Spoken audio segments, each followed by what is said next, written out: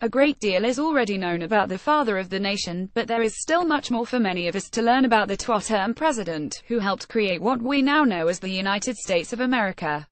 At the same time, the president also came under fire for making a false historical equivalency between George Washington and Confederate Gen.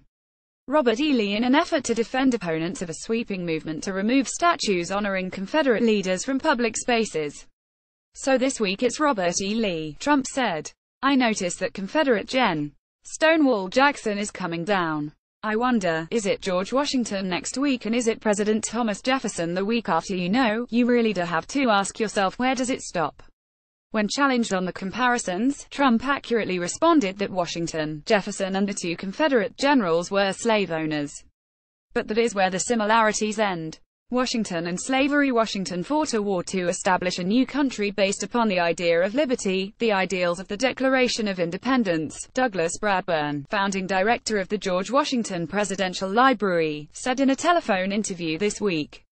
Lee fought a war based upon the ideals of the secessionists, the idea that slavery was a positive good. By any measure, Lee is not comparable to the transformational leadership of Washington, Bradburn said in the same conversation. By any scale, Lee is a lightweight and a traitor to the things that mattered most to Washington. Bradburn's defense of Washington wasn't meant as a whitewashing of the first president's ownership of slaves, but he also emphasized in an interview on Full Stop with Mark Preston that Washington's relationship to slavery was much more complicated than it appears. Bradburn, who recorded this earlier interview a week prior to Trump's controversial remarks, noted Washington was born into a world based on slave labor, but became disillusioned with the practice as he grew older. Washington lives through an era in which the birth of ideas about human freedom are actually more like ours today than they were when he grew up, Bradburn said. And he's part of that revolution. It is very clear he comes to reject the institution of slavery as a good thing, both economically but also morally. But not everyone held the same belief as Washington, and he realized that in order for the 13 colonies to be unified, free states and slave states would need to coexist. He thought it was the essential thing to guarantee American independence, said Bradburn, who added an often cited biographical note: Washington freed his personal slaves when he died.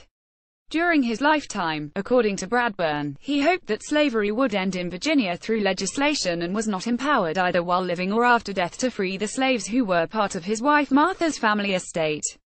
Finally, a presidential library. You might be wondering, Washington died in 1799. Why did his library open in 2013? A non-profit Mount Vernon Ladies Association raised $100 million to build it, fulfilling the first president's goal to have a central location to house my military, civil and private papers, which are voluminous and may be interesting. Despite Washington's hope that his papers would stay together as a one collection, over time it was broken up.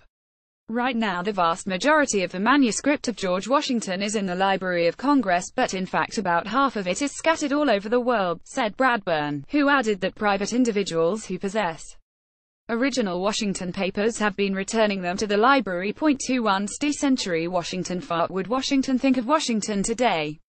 Well, according to Bradburn, he would likely be frustrated by the bitter partisanship that exists in our political system, and he would be wary of political parties, which he feared would create an atmosphere where compromise would be difficult to achieve. And while Washington was incredibly ambitious for fame, his definition of celebrity would not be recognized by 21st century standards. What he meant by fame was glory in the honor of a great cause, or being known for doing something selfless for your country, not just being known for doing something asinine, said Bradburn. The library Bradburn leads opened 217 years after Washington told the nation he would not seek a third term in his farewell address, published first in a Philadelphia newspaper. Earlier this year, CNN contributor John Avlon authored Washington's Farewell: The Founding Fathers' Warning to Future Generations, a well-received book explaining the first president's parting advice to his fellow countrymen.